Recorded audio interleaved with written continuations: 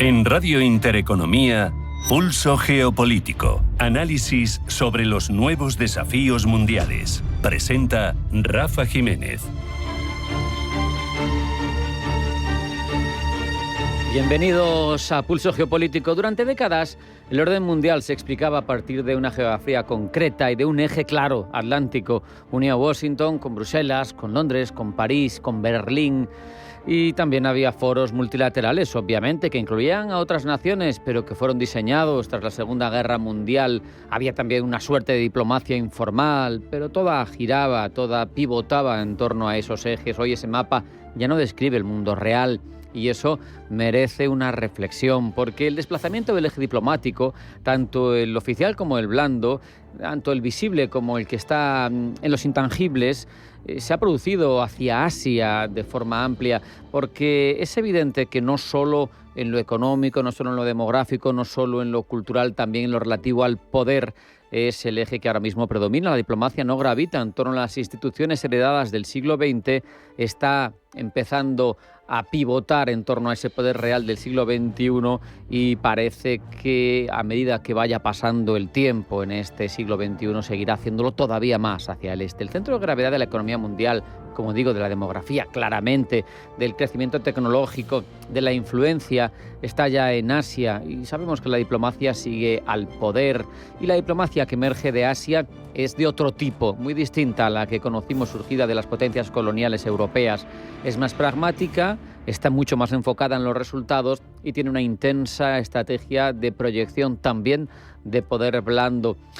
No hay más que ver el empeño, en este caso, de una parte periférica del este, que son las monarquías del Golfo, y el empeño que tienen los petrodólares en conseguir claramente eventos deportivos multitudinarios. Entre tanto, Europa sigue anclada en una arquitectura diplomática que está diseñada para un mundo que ya no existe, que es obsoleta, y nos empeñamos en sostenerla. Incluso las grandes instituciones multilaterales, Naciones Unidas, el Fondo Monetario Internacional, el Banco Mundial o la OMC, continúan ahí, pero no podemos pasar sin darnos cuenta de que cada vez pesan menos, de que cada vez influyen menos en la resolución efectiva de los conflictos, sobre todo cuando son verdaderamente relevantes. Europa arrastra, además, un problema añadido, y es la dificultad que tenemos para asumir que nuestro peso en el mundo ha disminuido. Es obvio, tiene sentido porque este continente fue cuna de imperios coloniales, proyectó su poder durante siglos, durante la mayor parte, si no todo el planeta, y ahora nos enfrentamos a un mundo que no reconoce precisamente esa herencia como un capital político ni como un activo, todo lo contrario, lo concibe como un pasivo histórico. Pero claro, la Unión Europea quiere seguir siendo árbitro en un mundo de jugadores, destacados, potentes, activos, decididos, y esa posición, sobre todo con las peculiaridades que marcan la forma de hacer política de la Unión Europea, es cada vez más difícil de sostener. Porque está claro que Estados Unidos, que sigue siendo el hegemón, ha asumido antes que el viejo continente que el tablero ha cambiado. La estrategia estadounidense, especialmente en los últimos años, pero no hablo de Trump, hablo de los últimos años desde finales de la primera década del siglo XXI, es más dura, es más de confrontación, ha virado hacia Asia y es abiertamente transaccional. Washington ya no pretende liderar un orden liberal universal, lo que pretende es asegurar su posición dentro de un mundo fragmentado, competitivo y con cada vez más hostilidad en las relaciones entre naciones. Los compromisos, por lo tanto, están ahí, antiguos, me refiero a los de Estados Unidos que en Europa, pero se pueden revisar y evaluar en términos de pragmatismo. Esto genera evidentemente tensiones con Europa, que sigue pensando en una lógica normativa antigua, anticuada, porque es lo que surgió de un mundo decimonónico que se consagró a partir del 45, pero que ya no existe. La estrategia estadounidense es claramente una reacción al desplazamiento del eje del mundo hacia Asia. Intenta navegar, pero también condicionar una deriva que es consciente, ya no controla del todo, pero está bastante mejor enfocado, bastante mejor situado en la realidad del mundo que tenemos que la Unión Europea. China, entre tanto, está jugando su propia partida. No quiere liderar, no quiere conquistar, no quiere extenderse. Lo que quiere es estar presente, quiere construir redes de dependencia económica, también diplomática, ¿por qué no?, quiere convertirse en ese socio inevitable que, sin invadirte, al final pues te termina controlando de una manera o de otra. Es una forma distinta de hacer diplomacia, de hacer relaciones económicas, en la que Europa, al final, respecto de Pekín, parece más un mercado que un actor político al que se puede hablar de igual a igual. Por eso, hemos de ser conscientes de que Europa se enfrenta a un grave riesgo de irrelevancia. El único freno que se me ocurre para parar ese proceso que parece inevitable es una mayor construcción europea, es la constitución de unos Estados Unidos de Europa que nos alce como una verdadera potencia global. Pero sabemos que la fractura y la falta de mirada de largo plazo son los conceptos que mandan en un continente dividido. Tiene que entrar en nuestras cabezas que el nuevo orden mundial se está configurando como un orden más fragmentado, mucho más regional, mucho menos predecible y mucho más sujeto a intereses concretos, que va a ser asimétrico, con múltiples centros de poder, con alianzas variables según la coyuntura y con una competencia constante por influir.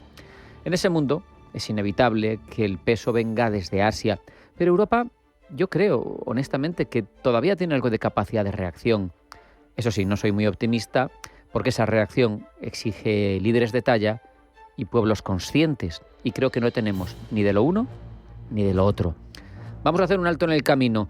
A la vuelta, información geopolítica que elabora Blanca El Tronco. No se marchen porque sigue Pulso Geopolítico, no se vayan.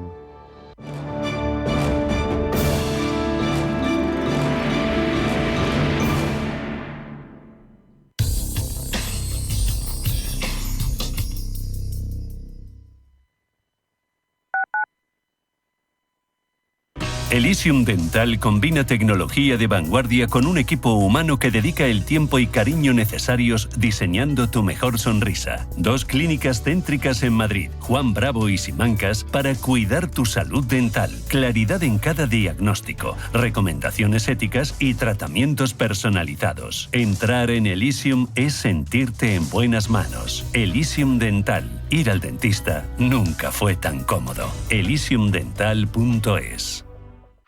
Geopolítica, mercados, bancos centrales. Los temas más candentes que impactan en la economía mundial están en Visión Global.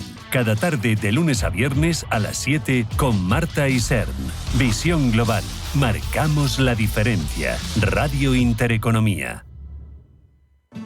Bacalao, cocochas, mejillones de roca, lenguado. Ven a disfrutar del mejor producto del norte en Nicolasa. Vive el regreso de un clásico de la gastronomía madrileña a la calle Velázquez 150. Una casa de comidas vasca donde saborear la cocina de siempre. Reserva tu mesa en restaurantenicolasa.com o llamando al 910 86 47 92.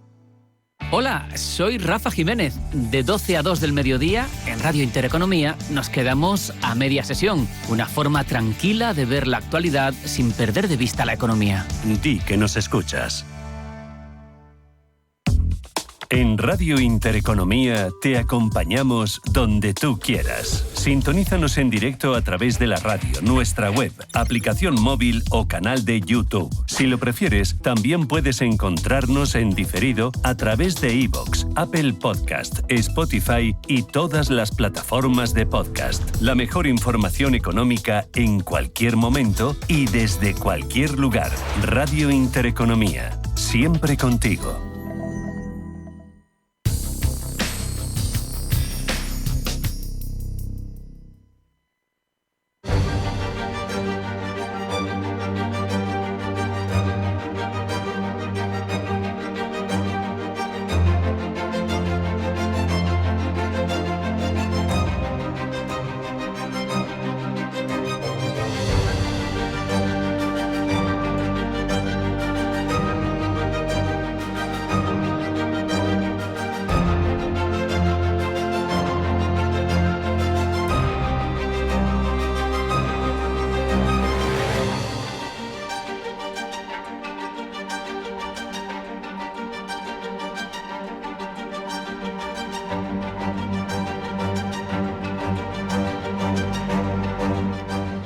Vamos ya con la información geopolítica que elabora Blanca del Tronco. Blanca, bienvenida, buenas tardes. Buenas tardes. Crece la tensión en Minneapolis tras la muerte de un ciudadano estadounidense a manos del ICE. Minneapolis encara un día nuevo de tensión tras la muerte de un ciudadano a manos de agentes de inmigración, el segundo incidente de este tipo en la ciudad en enero, ante el creciente enfado de sus ciudadanos por las redadas militarizadas ordenadas por el gobierno de Trump en esta ciudad. El Congreso de Estados Unidos debe determinar si el gobierno vuelve a sufrir un cierre parcial. Cierra el 31 de enero después de que senadores demócratas dijeran que rechazarán presupuestos para financiar las agresivas políticas migratorias del gobierno de Trump. El Kremlin confirma que las conversaciones trilaterales continuarán la próxima semana. El portavoz del Kremlin, Dmitry Peskov, ha confirmado que las negociaciones de paz entre Rusia, Estados Unidos y Ucrania, que tuvieron lugar en Abu Dhabi durante el fin de semana, continuarán la próxima semana. Peskov no ha dado una fecha concreta, pero se ha asegurado que hay cuestiones complejas en la agenda y que sería un error esperar una alta eficacia para los primeros contactos trilaterales. En Rusia, por cierto, ha confirmado que mantendrá sus relaciones con Venezuela, con quien está en constante contacto tras la operación militar estadounidense que capturó a Maduro. Cumbre en Hamburgo de ministros de energía. El canciller alemán Friedrich Merz organiza en la ciudad alemana de Hamburgo una cumbre de jefes de Estado y de Gobierno y de ministros de energía de Bélgica, Dinamarca, Francia, Reino Unido, Irlanda, Luxemburgo, Países Bajos, Noruega, Islandia, la Comisión Europea y la OTAN, a fin de impulsar la seguridad en la región del Mar del Norte. El oro sigue marcando récords históricos. Y hoy ha superado por primera vez los $5.100 por onza. En lo que va de año, el oro registra una subida de más de un 18%, mientras que la plata se revaloriza casi un 53%. Los metales preciosos continúan sus repuntes después de que la semana pasada el mensaje del Foro Económico de Davos se centrara en la necesidad de prepararse para un orden mundial menos estable. Juan Luis García Alejo, de Grupo Ambank. No hay una concordancia exacta entre el comportamiento explosivo del oro y los miedos que hay en el mercado. Es cierto que hay mucha geopolítica, mucho dato negativo, pero con carácter general la economía se mantiene razonablemente estable o el escenario central es benigno, con lo cual pues es cierto que cuenta con un viento de cola, bancos centrales, el dinero retail que está entrando, pero seríamos extraordinariamente cautos en la medida en que, igual que el comportamiento es muy positivo hacia arriba, una corrección que simplemente suponga un alto en el camino podría suponer una corrección relativamente severa en el corto plazo para este tipo de metales. Últimas horas antes del acuerdo entre la Unión Europea e India. La Unión Europea y la India encaran las últimas horas antes de firmar la madre de todos los acuerdos, un histórico tratado de libre comercio que centra la participación este lunes de la presidenta de la Comisión Europea, Ursula von der Leyen, en el Día de la República en Nueva Delhi, preludio de la cumbre que aspira a cerrar mañana el pacto tras casi 2 décadas de negociaciones. Irán advierte sobre una respuesta amplia a cualquier ataque. Irán asegura que su país dará una respuesta radical y que provocaría arrepentimiento ante cualquier posible ataque. El régimen de los ayatolás confía en sus capacidades y asegura que la concentración de fuerzas extranjeras cerca de Teherán no cambiará su postura de defensa ni su enfoque diplomático y que nunca abandonará las negociaciones. Advertencias que se producen después de que Trump anunciara que importantes fuerzas navales se están moviendo hacia Irán.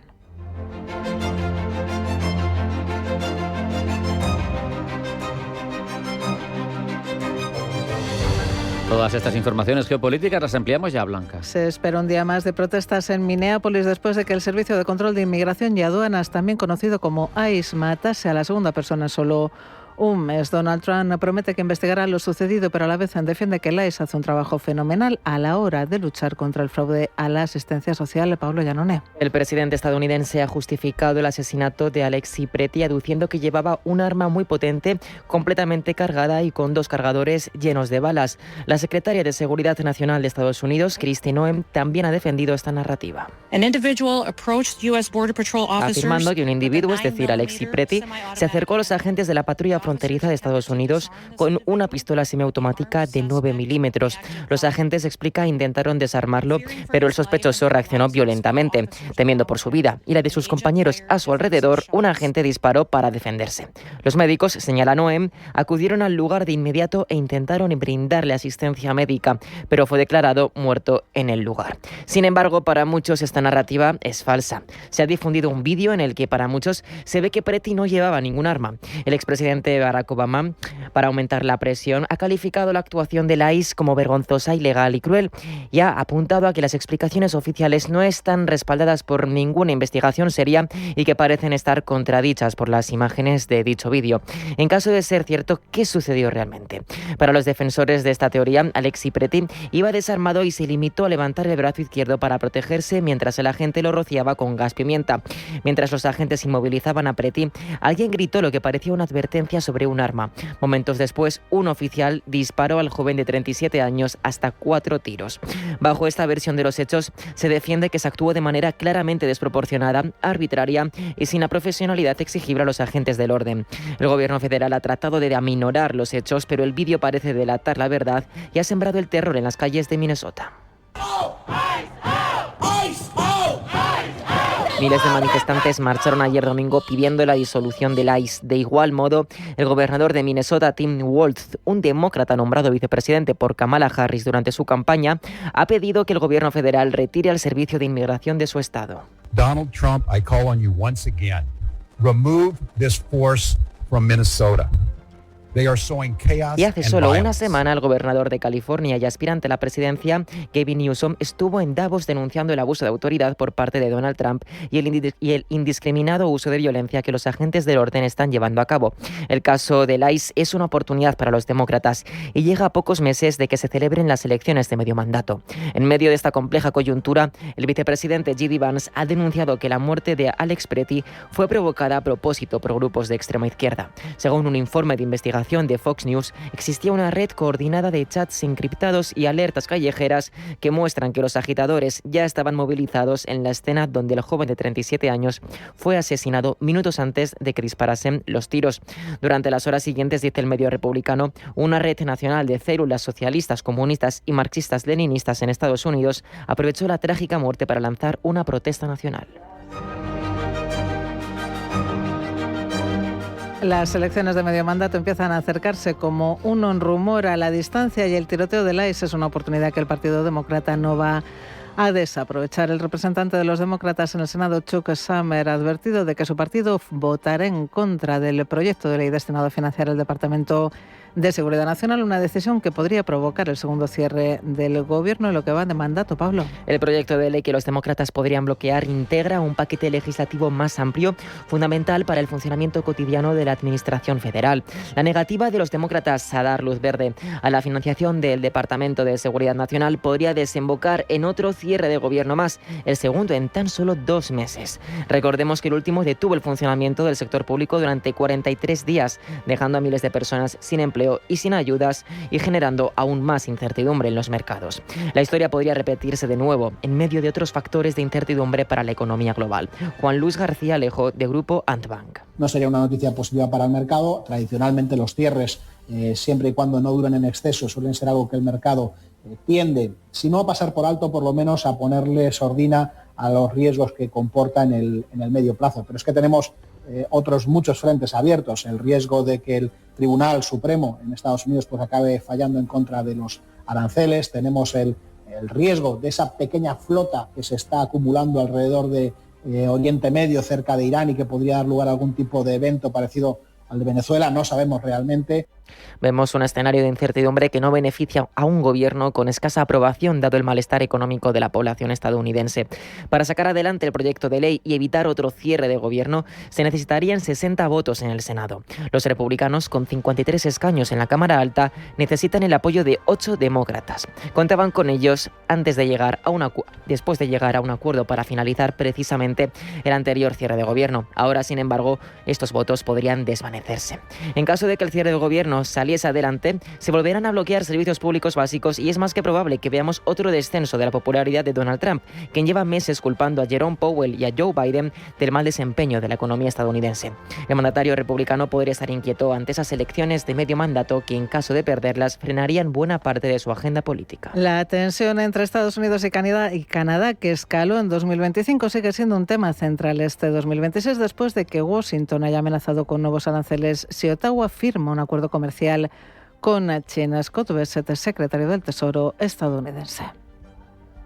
No, existe la posibilidad de que se apliquen aranceles del 100% si llegan a un acuerdo de libre comercio, así que si van más allá, si vemos que los canadienses están permitiendo que los chinos practiquen el dumping de productos, para que quede claro, hace unos meses los canadienses se unieron a los Estados Unidos y aplicaron aranceles elevados al acero procedente de China, porque los chinos están practicando el dumping, los europeos también han hecho lo mismo y parece que el primer ministro Carney puede haber dado un giro de 180 grados.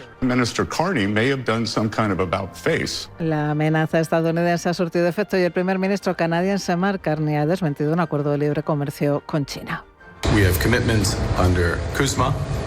Nos hemos comprometido en virtud del CUSMA a no firmar acuerdos de libre comercio con economías no sujetas a las leyes de mercado sin previo aviso. No tenemos intención de hacerlo con China ni con ninguna otra economía no sujeta a las leyes de mercado. Lo que hemos hecho con China es corregir algunos problemas surgidos en los últimos 2 años.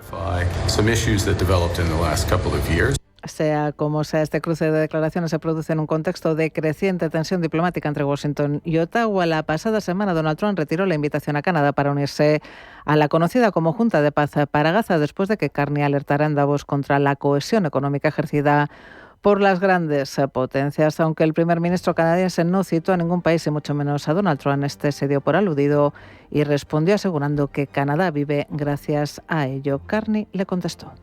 Canada and the United States have built a remarkable partnership. Canadá y Estados Unidos han construido una alianza excepcional en economía, seguridad y en un rico intercambio cultural, pero Canadá no vive gracias a Estados Unidos. Canadá prospera, dice, porque somos canadienses. Because we are Canadian. El tono de Mark Carney contrasta sin duda con el tono al que nos tiene acostumbrados el presidente Donald Trump. En este punto queremos ver cuáles son las principales diferencias que distinguen a estos dos políticos tan opuestos. Rubén Gil. Donald Trump y Mark Carney representan dos modelos políticos casi opuestos, no solo por su ideología, sino también por su formación, por su estilo y por su forma de entender el poder. Trump estudió economía en la Universidad de Pensilvania y su trayectoria antes de dar el salto a la política nos habla de un empresario inmobiliario, una figura mediática y estrella de un reality show. Su entrada política fue tardía y desde fuera del sistema. Donald Trump tiene la visión de que el Estado debe gestionarse como una empresa privada y ejerce un liderazgo personalista. Es nacionalista en lo económico y populista en lo social y desconfía de la globalización y de las instituciones multilaterales. Prioriza la soberanía nacional, la industria doméstica y la identidad cultural. Su forma de dirigirse a la población es con un lenguaje directo, emocional y buscando la confrontación. Suele usar simplificaciones y buscar enemigos claros. Las élites, los inmigrantes, los medios de comunicación o China. Hace un uso excesivo de las redes sociales con mensajes cortos y busca la polarización deliberadamente. La política económica de Trump se basa en el proteccionismo y en los aranceles, en la reducción de impuestos, en la desregularización y en el uso de la economía como herramienta de presión política. Prioriza además resultados rápidos. En lo social, el republicano ha mostrado un conservadurismo cultural con posturas duras en inmigración y orden público y un enfoque claro a los valores tradicionales. Mark Carney estudió en Harvard y tiene un doctorado en Oxford. Es un tecnócrata puro. Fue gobernador del Banco de Canadá y gobernador del Banco de Inglaterra. Su visión política parte de que el Estado debe estabilizar, planificar y corregir los fallos del mercado. Carney es liberal progresista, cree en la regulación financiera, en la cooperación internacional y la transición verde. Está muy alineado con buscar consensos con la OCDE, el Fondo Monetario Internacional y el G7. El primer ministro canadiense usa un lenguaje técnico, razonado y cauteloso y suele hacer llamamientos a la calma y al consenso. En lo político apuesta por la apertura comercial, pero con reglas y por una regulación financiera estricta. Apoya las energías limpias, la innovación y la estabilidad macroeconómica. Piensa a largo plazo. Su política social se basa en el estado de bienestar y en la inclusión social con una atención especial a la desigualdad y el cambio climático. Ve lo social como parte de la estabilidad económica. Mañana la Unión Europea y la India firmarán, dicho por los propios protagonistas, la madre de todos los acuerdos tras casi 20 años de negociaciones. Ahora en el marco de la cumbre bilateral en Nueva Delhi. Gemma González. De la importancia del acuerdo que mañana firmarán en Nueva Delhi la India y la Unión Europea hablaba la presidenta comunitaria Ursula von der Leyen la semana pasada. And right after Davos, the next weekend, Y justo después de Davos, el próximo fin de semana, viajaré a la India. Aún queda trabajo por hacer, pero estamos a punto de firmar un acuerdo comercial histórico. De hecho, algunos lo llaman la madre de todos los acuerdos. Una que crearía un mercado de 2.000 millones de personas, lo que representaría casi una cuarta parte del PIB mundial. Y fundamentalmente, esto proporcionaría una ventaja de vanguardia a Europa, uno de los continentes con mayor crecimiento y dinamismo del mundo. El acuerdo que mañana rubrican India y la Unión Europea planea, entre otras cosas, la reducción de los aranceles al sector del automóvil, que pasarían al 40% desde el actual 110%. Esto abriría uno de los mercados de automóviles más grandes del mundo a fabricantes europeos como Volkswagen, BMW o Mercedes-Benz. El acuerdo podría aumentar el acceso de productos indios a mercados europeos, en sectores como textil, joyería, bienes manufacturados y servicios, e incluiría componentes de movilidad laboral y educativa, facilitando visas y reconocimientos académicos entre India y países de la Unión Europea. Supondría, además, una amplia cooperación estratégica con diálogo anual en áreas como ciberseguridad, seguridad marítima y contra el terrorismo. La India y la Unión Europea representan cerca de 2.000 millones de consumidores y alrededor de una cuarta parte del PIB mundial. La Unión Europea ya es el primer socio comercial de India, con intercambios por más de 136.000 millones de dólares. La firma de mañana es simbólica y abre el proceso de ratificación legal en Europa y en India, lo que puede llevar meses antes de que el tratado entre en vigor. El acuerdo llega, eso sí, en un momento de reconfiguración del comercio global. Estados Unidos ha impuesto aranceles sobre productos indios y europeos, presionando a ambos bloques a diversificar relaciones económicas. En este contexto, India busca reducir su dependencia de mercados tradicionales y atraer inversión extranjera, mientras que Bruselas busca asegurar el acceso a una de las economías más dinámicas del mundo.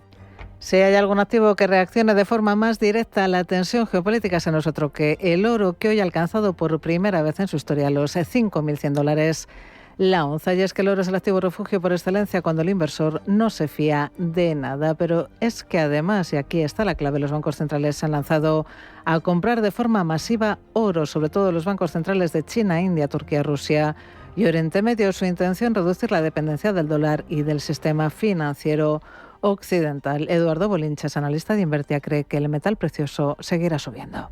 Tenemos tensión también dentro de los bancos centrales porque compran oro como nunca, ¿no? Y luego las demandas de dinero, concretamente en ETFs, en rupias, es decir, los indios, están en máximos históricos y multiplicando por mucho, ¿no?, las del año pasado. Es decir, que el mercado asiático, los inversores o los ciudadanos asiáticos están comprando oro físico como si no hubiera un mañana, ¿no? Entonces, en este escenario no va a bajar, va a seguir escalando posiciones. En lo que va de año, el oro registra una subida de más de un 18%, mientras que la plata se revaloriza casi un 53%. Los metales preciosos continúan sus repuntes después de que la pasada semana el mensaje del Foro Económico de Davos se centrara en la necesidad de prepararse para un orden mundial menos estable. Aunque por el momento es complicado decir que esta subida del oro sea una burbuja, Juan Luis García Alejo de Grupo Bank no descarta correcciones en el corto plazo. No hay una concordancia exacta entre el comportamiento explosivo del oro y los miedos que hay en el mercado. Es cierto que hay mucha geopolítica, mucho dato negativo, pero con carácter general la economía se mantiene razonablemente estable o el escenario central es benigno, con lo cual pues es cierto que cuenta con un viento de cola, bancos centrales, el dinero retail que está entrando, pero seríamos extraordinariamente cautos en la medida en que, igual que el comportamiento es muy positivo hacia arriba, una corrección que simplemente suponga un alto en el camino podría suponer una corrección relativamente severa en el corto plazo para este tipo de metales.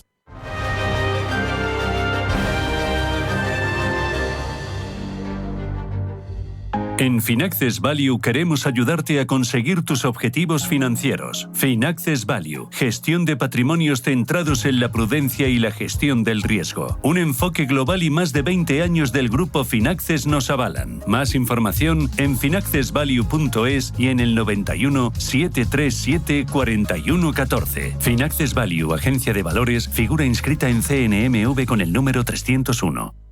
el equipo más osado de las ondas en las mañanas de los domingos de Radio Intereconomía. Sin palos en las ruedas. De 8:30 a 10 de la mañana podrás disfrutar de la mejor actualidad, conocimiento y humor sin barreras. Y si te quedas con más ganas, escúchanos los lunes a las 10 de la noche. Sin palos en las ruedas. Los domingos a las 8:30 de la mañana y los lunes a las 10 de la noche. En Radio Intereconomía te acompañamos donde tú quieras. Sintonízanos en directo a través de la radio, nuestra web, aplicación móvil o canal de YouTube. Si lo prefieres, también puedes encontrarnos en diferido a través de iVoox, Apple Podcast, Spotify y todas las plataformas de podcast. La mejor información económica en cualquier momento y desde cualquier lugar. Radio Intereconomía, siempre contigo.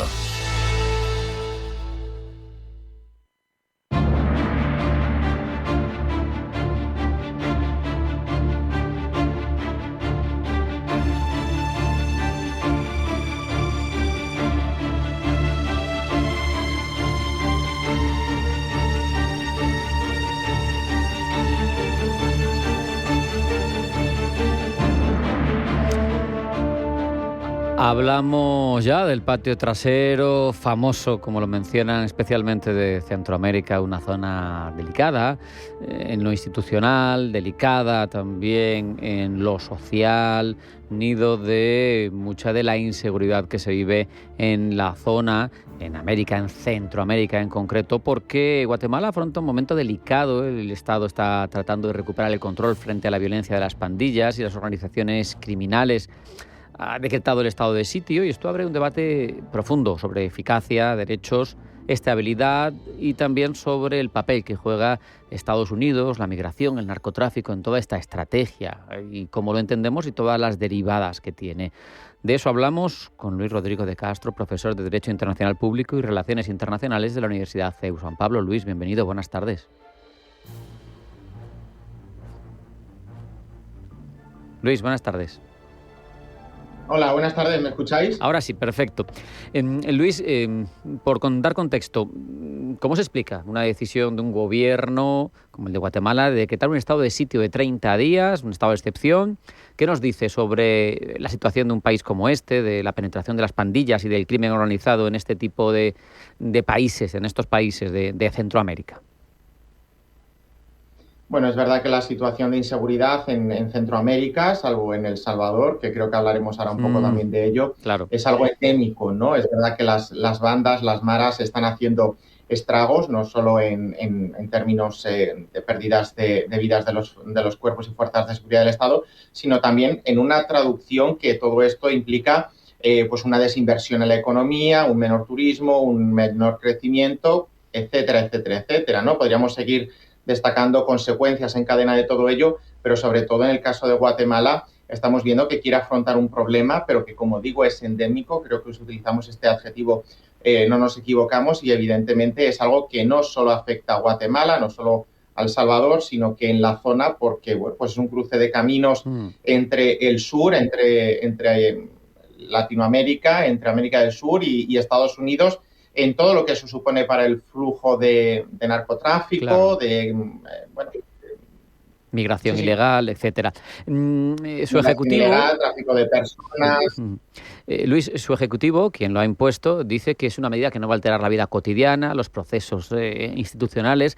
Pero claro, yo te pregunto, como experto en derecho, ¿es viable un endurecimiento de este tipo de los derechos de la seguridad sin afectar, pues eso, a los derechos de los civiles? Bueno, hay que ver hasta qué punto esto se materializa en eso que estamos viendo, que al final es una persecución de los criminales, de las bandas de narcotráfico, de las bandas organizadas, y si un ciudadano de a pie pues no está llevando a cabo ningún tipo de actividad ilegal, pues no tiene necesariamente por qué ser detenido. Como mucho se le podría pedir que se identificara, ¿no?, con el documento nacional o con cualquier otro tipo de documento oficial, ¿no? Pero a día de hoy lo que estamos viendo en Guatemala es que no ha habido un incremento sustancial de las detenciones entendidas en términos semanales, más o menos se mantienen similares, sino que está dando nuevas herramientas, nuevos instrumentos al Estado para actuar no vulnerando las disposiciones constitucionales, porque precisamente esta posibilidad es un elemento que está recogido en la Constitución, es decir, no se está vulnerando la ley en ese sentido, sino que se está habilitando a los cuerpos y fuerzas de seguridad del Estado para que dentro de esas medidas más flexibles puedan llevar a cabo ese cometido de afrontar el nivel de violencia extremo que se está viviendo en el país. Claro. Lo apuntabas tú, lo estamos viendo también en imagen, el modelo Bukele, el modelo El Salvador.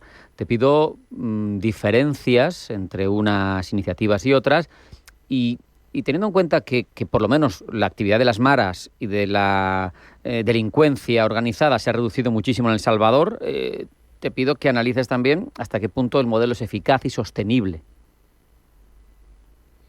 Bueno, pues empezando un poco por el final, es eficaz en el sentido de que ha conseguido reducir las tasas de criminalidad en El Salvador de manera brutal, de manera radical, hasta situarlo casi exactamente en los mismos niveles de lo que tiene Francia, ¿no? Estamos hablando de un país nuestro, vecino, de nuestro entorno, con lo cual, si no nos da miedo viajar a París o viajar a Francia, pues tampoco debería dárnoslo viajar a El Salvador, y eso precisamente ha sido por la efectividad de las medidas del presidente Bukele. Según las cifras oficiales, también el 88% de los ciudadanos de El Salvador se sienten seguros yendo por la calle, ¿no? Y esto es una cifra bastante relevante. No estamos hablando de niveles porcentuales medios, sino que es una cifra bastante alta, y eso también indica la percepción que tiene la propia ciudadanía de cómo esas medidas han sido efectivas, ¿no? Incluso la propia reelección del presidente Bukele, que tenía en este plan de seguridad nacional,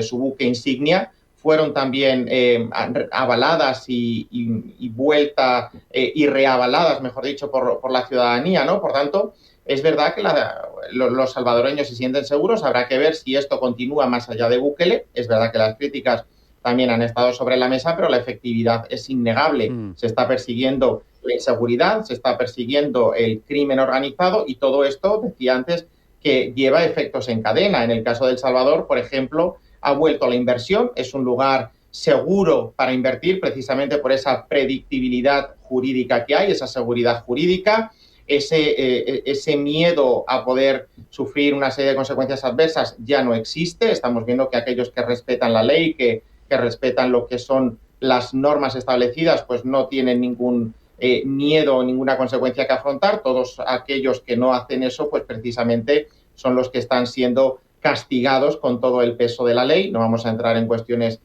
más de detalle, pero eso también ha hecho que la economía de El Salvador crezca, ¿no? Estamos hablando de una cuestión que no es baladí. Y esto, si Guatemala sigue por el mismo camino, bueno, pues evidentemente habrá que ver si apuesta por comprar el modelo Bukele.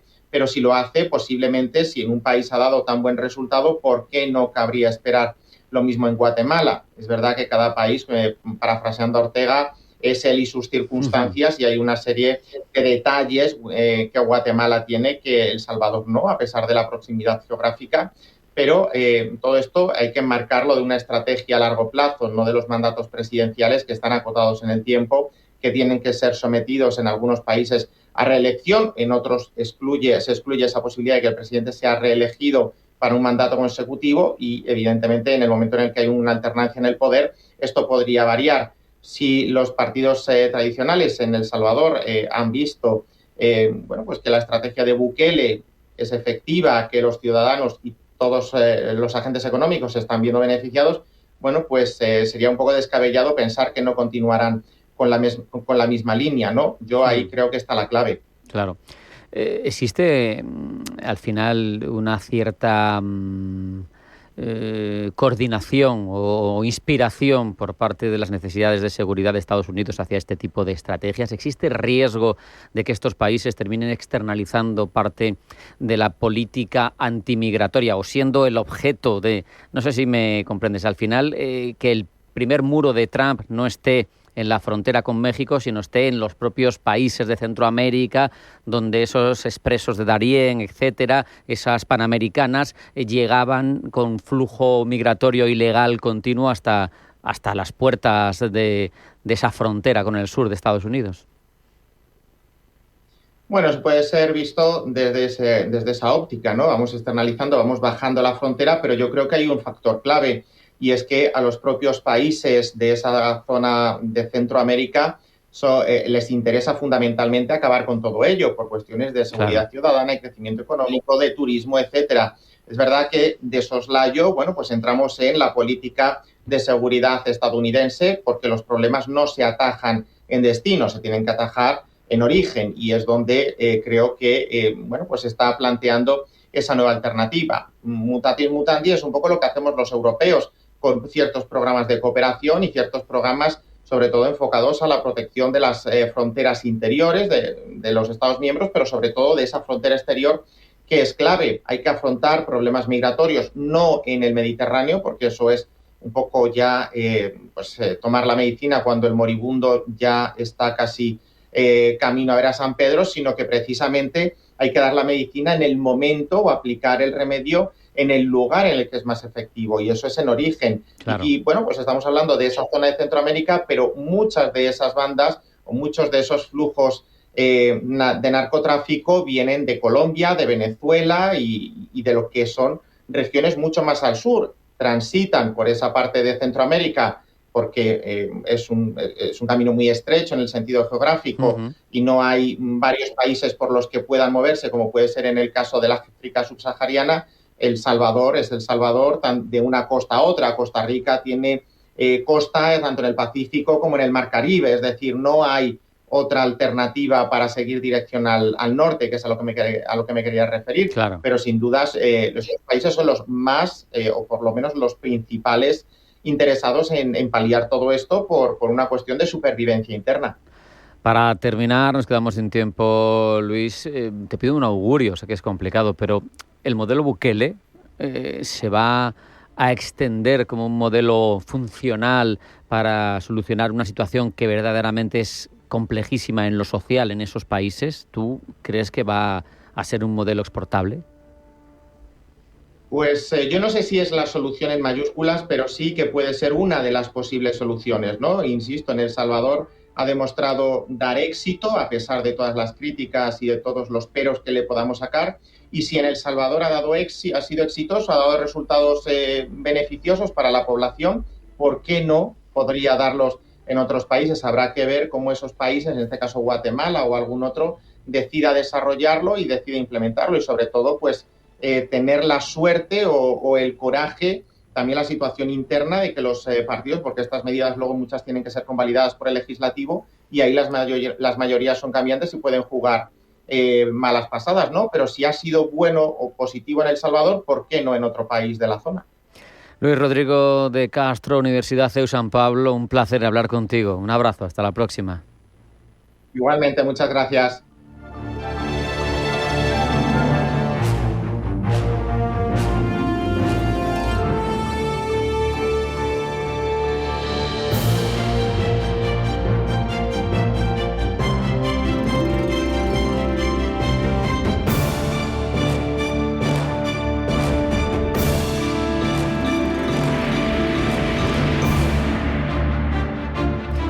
Europa vuelve a preguntarse hasta qué punto puede confiar en un aliado que no habla más que de repliegue militar, que cuestiona su compromiso con la defensa del viejo continente. Hay un debate sobre la OTAN, sobre las bases en suelo europeo de Estados Unidos, que es la consecuencia lógica ante ese desapego, ante esa desafección estadounidense por Europa. Y hay que reflexionar sobre la capacidad real de disuasión de Europa, porque es algo estratégico. Hablamos de todo eso con Miguel Ángel Melián, analista internacional y consultor de asuntos públicos. Miguel Ángel, bienvenido, buenas tardes. Muy buenas tardes, Rafa, ¿qué tal? Lo primero, en tu opinión, sé que esto no lo sabe nadie porque está en la cabeza, o lo sabe a lo mejor el Pentágono, pero está en la cabeza de Trump, ¿ese repliegue militar de Estados Unidos en Europa es algo real o es un acicate para conseguir otros objetivos? Lo primero sería plantear si ese repliegue y esa redirección de recursos estratégicos están sobre la mesa. Sí, yo creo que es una opción bastante seria, Rafa, porque sobre todo obedece a una tendencia mucho mayor en términos estratégicos. ¿A qué me refiero con esto? Que Estados Unidos se encuentra desde hace ya más de una década reorientando su centro de gravedad militar hacia el Indo-Pacífico.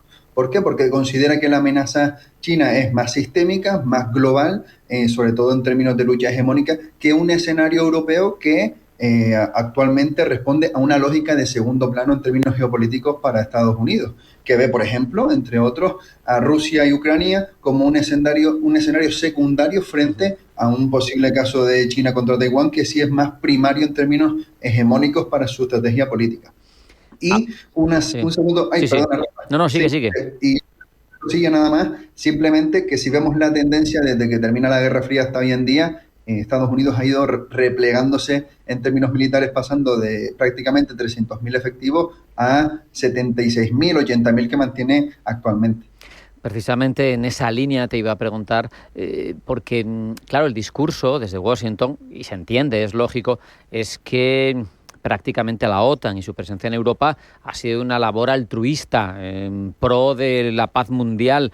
Pero yo te pregunto, ¿a quién ha servido realmente esa proyección estratégica estadounidense en Europa? Porque a mí me parece que también ha sido una cabeza de puente que le ha permitido tener tropas en frontera prácticamente con la Unión Soviética antes y ahora con Rusia.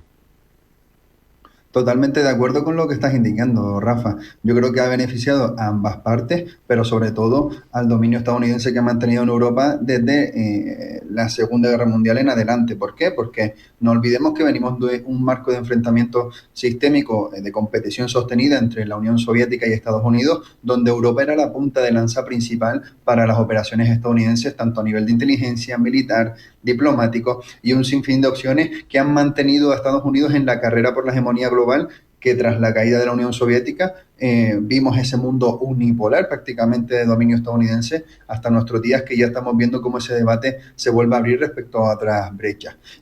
A esto también se le suma, Rafa, que claro que los países europeos se han beneficiado sobre todo del paraguas nuclear de la OTAN, de esa capacidad de disuasión que tiene todavía hoy en día la Organización del Atlántico Norte, pero es clara la parte donde Estados Unidos adquiere o va implementando a lo largo de estos años un circuito cerrado en el que el principal beneficiario es su industria armamentística, todo lo relacionado con el armamento, con la defensa, que ha ido, digamos, obedeciendo a los tempos estratégicos que ha ido marcando Estados Unidos según sus necesidades específicas y geopolíticas. Claro, eso a su vez, todo eso a mí me lleva a plantearme otra pregunta que es incómoda en principio. Si Estados Unidos no quiere defender a Europa, ¿tiene sentido que mantenga ese privilegio de tener unas bases, una cabeza de puente en territorio europeo, saltándose el Atlántico? Porque son un privilegio, una herramienta de proyección estratégica para Estados Unidos que no tendría si no tiene por qué defender a Europa, ¿no? Vamos, yo no lo sé qué capacidad tenemos para decirle llévate las bases o no, pero me pregunto qué legitimidad tiene para tener las bases si ya no te va a defender. La legitimidad aquí en este sentido, Rafa, yo creo que proviene de esa ventana de vulnerabilidad estratégica que se ha abierto estas décadas en Europa.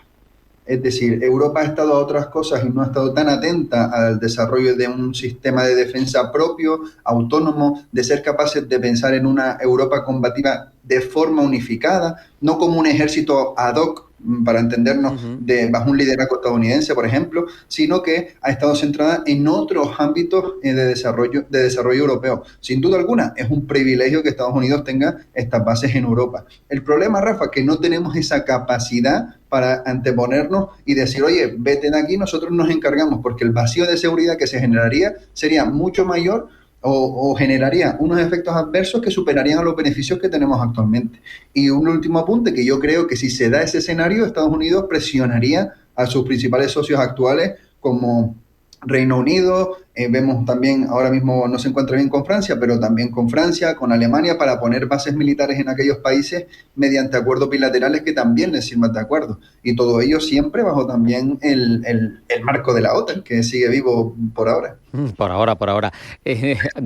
Hablabas de esa incapacidad que es obvia, que la sabemos todos, pero en tu opinión, ¿qué necesita Europa para no depender de esas bases estadounidenses, para tener una disuasión creíble propia? ¿Necesita más una unificación del mando militar, necesita más un ejército unido realmente, capacidades militares, porque es cierto que quitando Francia y bueno, Reino Unido va por libre, ninguno tiene capacidades nucleares, hay una cierta desventaja notoria en ciertas tecnologías de las más avanzadas en materia militar. ¿Cuáles son esas carencias? Pues en primer lugar, si Europa quiere avanzar en términos de defensa, Rafa, tiene que pensar, y de forma rápida, sobre todo crítica, en ceder soberanía en términos operativos en el campo de la defensa. ¿Por qué? Porque estamos hablando de una Europa que se compone de más de una veintena de ejércitos cuyas relaciones son asimétricas, en el sentido de que hay ejércitos muy grandes como el francés o el alemán y muy pequeños como el de los países de Europa del Este. También estamos hablando de que las inversiones en defensa que hace la Unión Europea actualmente no son suficientes. Tenemos déficit en los stocks de munición, en capacidades operativas. Luego, otra rama bastante débil que es la interoperabilidad de los ejércitos, de los sistemas de defensa. Por ejemplo, operan en Europa más de 20 tipos de aviones diferentes, con lo que eso conlleva en términos estratégicos. Es decir, carecemos de una fuerza integrada en términos militares. Hace poquito, Rafa, leía un informe del CSIS estadounidense que proponía una fuerza operativa permanente en Europa formada por los ejércitos europeos, y principalmente hablaba de una combinación bastante curiosa desde mi punto de vista, que decía: vamos a aprovechar la masa demográfica y ese potencial que tiene el sur de Europa y la capacidad financiera que tienen los estados del norte, y hacer una combinación para que tener un ejército de alrededor de 100.000 efectivos con la masa humana del sur y el potencial económico del norte. No sé hasta qué punto sería viable esa opción, porque tiene unas consecuencias a nivel social y demográfico importantes, pero bueno, eso es lo que se está hablando, de cómo se está viendo Europa en el mundo y de las necesidades que tendríamos. También hay previsiones, Rafa, perdón, ya termino, sí, de que si Estados Unidos se retira totalmente de Europa, necesitaríamos alrededor de 300.000 efectivos y unas inversiones de más de 250.000 millones. Por tanto, el reto es enorme y la capacidad disuasoria europea depende de ello. Es curioso porque yo, reflexionando sobre esto y mirando un poquito qué es lo que se ha diagnosticado recientemente, pues veía que el total de militares en la Unión Europea y ampliando a los socios occidentales, vamos a decir, estaría, según las fuentes, entre 1,5 millones de soldados y 2. Bueno, varía mucho, pero bueno, es un volumen muy consistente. Pero a su vez, incluso proviniendo de fuentes, en este caso leía un artículo del Ministerio Español de Defensa, se tardaría al menos una década en que ese ejército profesional con un mando único, que es muy distinto a 20 y tantos o 30 ejércitos distintos, por mucho que sean 1,5 millones de soldados, de tal manera que, claro, uno se para a pensar si hay capacidad de respuesta rápida a la hora de plantar cara a amenazas sistémicas que te puedan llegar desde el este. En principio parece un desafío muy grande. Un desafío muy grande, una vulnerabilidad estratégica de magnitudes bastante considerables, Rafa, que incluso pueden amenazar las fronteras actuales de la Unión Europea, y que hemos visto cómo los mecanismos que estaban diseñados en tratados anteriores, como puede ser esa PESCO o esa política común de seguridad y defensa, no han sabido responder a los desafíos que hemos tenido a lo largo de estas décadas. Y valga recordar Georgia en 2008, Ucrania en 2014, ahora el contexto actual que seguimos teniendo, todas las amenazas híbridas que provienen de Rusia, el flanco sur. Es decir, tenemos un sinfín de retos geopolíticos y desafíos bastante importantes, Rafa, que no hemos sabido responder a lo largo de los años. Se hablaba, tú recordarás, de ese ejército europeo cuando estaba Borrell en el Servicio de Acción Exterior, de 5.000 efectivos. Sí, era prácticamente una unidad de acción rápida pequeña, era como la UME, un poquito acrecentada. Exacto. Y eso, en términos de disuasión, pues es prácticamente nula. ¿Y qué pasa? Si tenemos esa mentalidad y las propuestas que se hacen son en ese sentido, por lo tanto las consecuencias que vamos a tener van a ser acordes a lo que hemos planteado. Y por eso tenemos el escenario que tenemos, Rafa, porque no hemos sabido ni siquiera plantearnos el hecho de ser capaces de, oye, vamos a integrar una fuerza operativa capaz de dar respuesta. Y ojo, Rafa, porque a esto se le suma otra cosa bastante curiosa, que viene siendo ¿cómo se organizaría ese ejército? Claro. ¿Quién tendría el mando operativo? Porque ahí se van a dar seguramente Francia y Alemania por el liderazgo, porque en todo este tipo de situaciones la jerarquía se va a formar, y lo hemos visto también con la Europa de dos velocidades, que siempre van a terminar unos anteponiéndose ante otros, y el consenso va a estar bastante curioso de conseguir. Yo, que no vale para nada lo que pienso, se lo daría a los franceses, pero porque tienen bombas nucleares, para que la pongan a disposición su paraguas nuclear de todos, al menos. En cualquier caso, perdóname la butad. En cualquier caso, a lo que voy es a que tenemos una capacidad de inversión a día de hoy, si sumas todas las inversiones en materia militar de todos los miembros de la Unión Europea, que está entre 350 a 380 mil millones de euros. Son inversiones que están muy lejos de las de Estados Unidos en su ejército, que creo recordar, hablo de memoria, estaba cerca de $1 billón, 900 y pico mil millones de su presupuesto anual para el ejército, pero que en cualquier caso es incluso mayor, la nuestra, sumada, que por ejemplo la de China, que es una potencia internacional que está buscando situarse y está buscando mantener. Entonces dices, falta de dinero no es. El problema aquí es una cuestión casi de soberanías y de cesiones de soberanías y de altura de miras de los líderes. Yo no sé si haría falta un De Gaulle, porque sé que tuvo muchos defectos el ejército francés en la Segunda Guerra Mundial, pero desde luego la capacidad de contundencia de esos liderazgos, un Churchill, etcétera, porque desde luego yo ahora mismo no veo capacidad de que esa Unión Europea se ponga de acuerdo en un momento en el que lo que hay que hacer es arrimar el hombro y tener un foco todos, pero lo que hay es una jaula de grillos. Una jaula de grillos que, por desgracia, Rafa, tiende a alimentarse y a distanciarse mucho más en contextos de confrontación que cuando hemos estado, digamos, en un entorno más pacífico como el de hace unas décadas. Indudablemente comparto contigo tu visión de que haría falta un gran estratega a nivel europeo, un liderazgo fuerte. En términos, no se me confunda con mano autoritaria ni mucho menos, sino un líder con visión de Estado, con visión de futuro, que sea capaz de desplegar y desarrollar una gran estrategia en términos comunes y sólida a lo largo de todos los estados. Pero el problema que tenemos con este tipo de dinámicas, Rafa, es que se empieza ya a cuestionar el propio desarrollo, el propio uso y el significado de la Unión Europea que tiene hoy en día. Porque si en lo económico y comercial ha sido sin duda alguna un éxito, en lo político, en lo militar, ya estamos viendo que adolece de varios factores importantes en términos de supervivencia. Por lo tanto, no sé qué deriva va a tener que tomar la Unión Europea. Yo uno de los pilares que sí comparto no es gastar tanto, sino gastarlo bien, porque bien mencionabas que China gasta menos que la Unión Europea en defensa, pero ya tiene más buques, por ejemplo, que Estados Unidos. Está reforzando determinadas partes vitales de su ejército y un sinfín de capacidad tecnológica que Europa actualmente depende tanto de sus socios estadounidenses como de los chinos.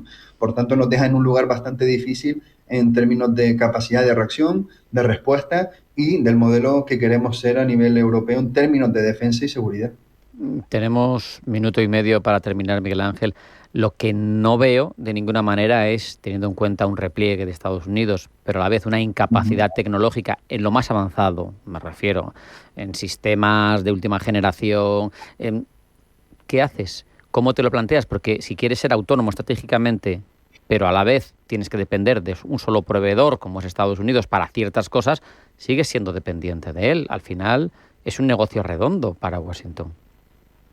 Exacto, y luego toda la influencia china que está ganando también este Estado en diferentes países de la Unión Europea. Yo plantearía, Rafa, una solución, digamos, que responda a una serie de capas estratégicas y de escenarios que vayan promoviendo la autonomía estratégica de la Unión Europea, de esos campeones europeos en defensa. Tenemos a Rheinmetall, a Leonardo y demás que consigan incrementar la posición europea en términos de armamento, al mismo tiempo que sufrimos o vamos incrementando ese desacople estratégico de Estados Unidos para incrementar nuestra autonomía y tener una posición de negociación mucho más fuerte frente a ambos lados.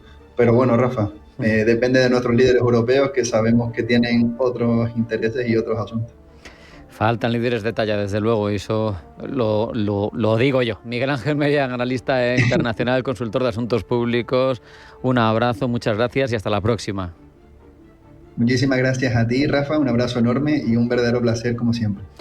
Nos vamos, hasta aquí ha llegado esta edición de Pulso Geopolítico. Sean felices, pasen buena tarde, sigan con nosotros y acudan mañana a su cita con Pulso Geopolítico. Hasta mañana.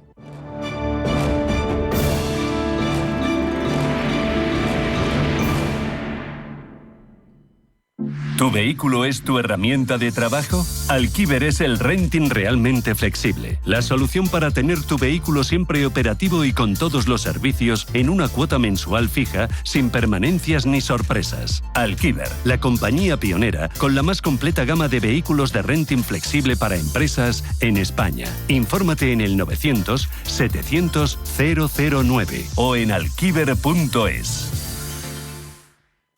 ¿Quieres saber más acerca del hidrógeno? H2 Intereconomía te cuenta las últimas novedades, avances tecnológicos y entrevistas de interés sobre este medio energético. Los martes, de 11:30 a 12 de la mañana, H2 Intereconomía, presentado por Rubén Gil, tu espacio semanal sobre el hidrógeno. Porque en Radio Intereconomía apostamos por el sector energético y la energía limpia. Los mercados financieros. Las bolsas más importantes. Información clara y precisa. Esto es Radio Intereconomía.